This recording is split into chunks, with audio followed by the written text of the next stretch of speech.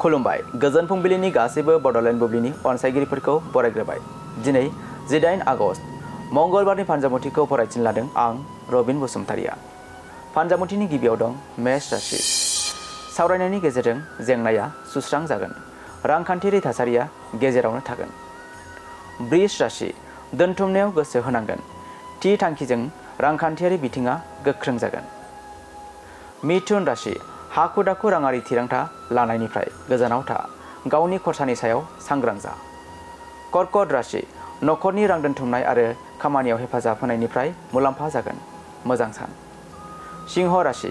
साननि गोहोमजों नोंथांनि फोथायथिया बांगोन, नाथाय दिन्थिनायनिफ्राय गोजानाव था। कन्या राशि। लोरबां शुक्रनि थाखाय रांखान्थियारि बिथिंफोराव बांसिन सांग्रां जा। रां बाहायनायाव सांग्रां जानांगोन। तुला राशि। नोंथाङा हानजाजों मोजाङै गोरोबगोन आरो समानथि थिरांथाफोरा मोजां फिथाय होगोन। वृश्चिक राशि। थालांनाय खामानिफोरा दावगालांगोन। लोगोफोरनिफ्राय मदद मोनगोन। धनु राशि। फालांगियारि बिथिङाव मुलाम्फा गोनां सान। रां आरजिना लानो हागोन। मकर राशि। फुजायारि बिथिङाव गोबां फोथायनाय फैगोन। इसोरखौ मोननो हास्थायगोन। कुम्भ राशि। नखरारि जिउआव जेंना नुजानो हागौ। दुखु गोनां सान। आरो मीन राशि। गावनि आंगोजों नागारलायनो हागौ। गोसोखौ दुखु मोनगोन। दिनै सानसेनि राशि फरायथिनायाबो एसेनोसै।